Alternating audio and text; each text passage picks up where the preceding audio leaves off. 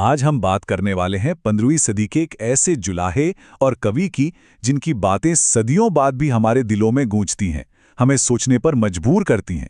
तो चलिए कबीर की इस अमर वाणी को समझने की कोशिश करते हैं। देखिए, कबीर सिर्फ एक कवि नहीं थे, वो अपने समय के एक बहुत बड़े क्रांतिकारी विचारक थे। तो चलिए मिलते हैं उस शख्स से और उनके विचारों की दुनिया में उतरते हैं जिन्होंने एक पूरे युग को एक नई दिशा दी। कबीर ने उस वक्त के समाज के बनाए नियमों को सीधी चुनौती दी। उन्होंने कहा कि असली ज्ञान बड़ी बड़ी किताबें रटने में नहीं है, बल्कि प्रेम और अनुभव के एक अक्षर में ही सच्चा ज्ञान छिपा हुआ है। तो इस सफर में हम कबीर के जीवन और उनके ज्ञान के 5 सबसे अहम पहलुओं को जानेंगे और समझने की कोशिश करेंगे कि उनकी बातें आज भी इतनी रेलेवेंट क्यों हैं। तो ठीक है, सबसे पहले उस दौर में चलते हैं जिसने कबीर को बनाया, और फिर देखते हैं कि कैसे कबीर ने अपनी आवाज से उस दौर को हमेशा के लिए बदल दिया। देखिए, कबीर को समझने के लिए उनके जमाने को समझना बहुत जरूरी है। वो भारत में एक बड़ी राजनीतिक, धार्मिक और सामाजिक उथल-पुथल का समय था।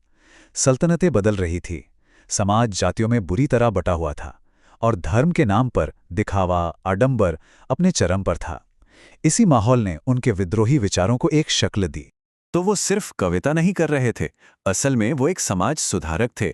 उन्होंने अपने सीधे साधे दोहों से समाज की हर बुराई, हर पाखंड पर बिना डरे बहुत गहरा वार किया। अब आते हैं कबीर की सबसे बड़ी और सबसे क्रांतिकारी शिक्षा पर। उनका कहना था कि ईश्वर को मंदिरों, मस्जिदों या तीर्थों में मत ढूंढो, उसे अपने अंदर खोजो। और इस गहरी बात को समझाने के लिए कबीर ने एक बहुत ही कमाल का, एक बहुत ही शक्तिशाली रूपक, एक मेटाफॉर इस्तेमाल किया, जो उनकी सबसे मशहूर साखियों में से एक में हमें मिलता है।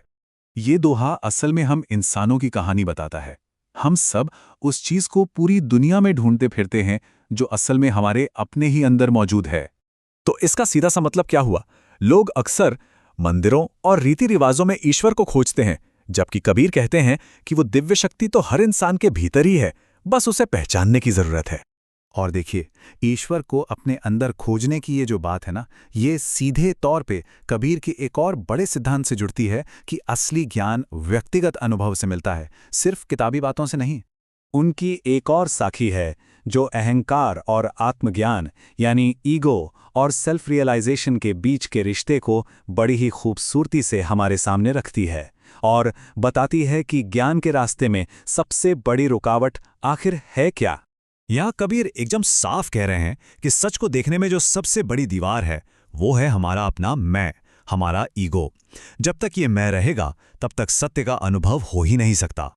तो कबीर ने 2 तरह के ज्ञान का फर्क समझाया। एक तरफ है शास्त्रीय ज्ञान जो किताबों और शास्त्रों से मिलता है, और दूसरी तरफ है अनुभव ज्ञान जो सीधे अपने अंदर झांकने से, खुद को जानने से हासिल होता है। तो अब सवाल ये उठता है कि कबीर ने इतनी गहरी, इतनी फिलोसॉफिकल बातें आम लोगों तक पहुंचाई कैसे? मतलब एक विद्वान से लेकर एक साधारण मजदूर तक, सब तक उनकी बात कैसे पहुंची? इसका जवाब उनकी भाषा में छिपा है। उन्होंने एक नई तरह की भाषा बनाई जिसे विद्वान अक्सर पंचमेल खिचड़ी का नाम देते हैं। मतलब उन्होंने किसी एक शुद्ध या किताबी भाषा जैसे संस्कृत का इस्तेमाल नहीं किया। इसके बजाय उन्होंने जानबूझकर लोगों की आम बोलियों को मिलाया ताकि उनका संदेश हर किसी के दिल तक पहुंच सके, बिना किसी रुकावट के। और अब हम आते हैं सबसे जरूरी सवाल पर कि आज 600 साल बाद भी कबीर की ये बातें इतनी मायने क्यों रखती हैं? क्योंकि उनका ज्ञान सिर्फ किताबी नहीं बल्कि प्रैक्टिकल है। वो हमें आध्यात्मिकता से लेकर सेल्फ इंप्रूवमेंट तक जीवन के हर पहलू पर एक सीधी और सच्ची राह दिखाता है।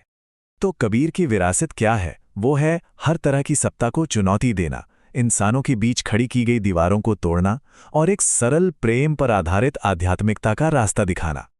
और आखिर में कबीर हमें एक बहुत ही जरूरी सवाल के साथ छोड़ जाते हैं जो आज के दौर में शायद पहले से भी ज्यादा मायने रखता है कि इस दुनिया में जहां चारों तरफ इतना शोर है, इतनी इन्फॉर्मेशन है, हम अपने अंदर की उस सच्ची आवाज को कैसे सुनें और उसे कहां खोजें।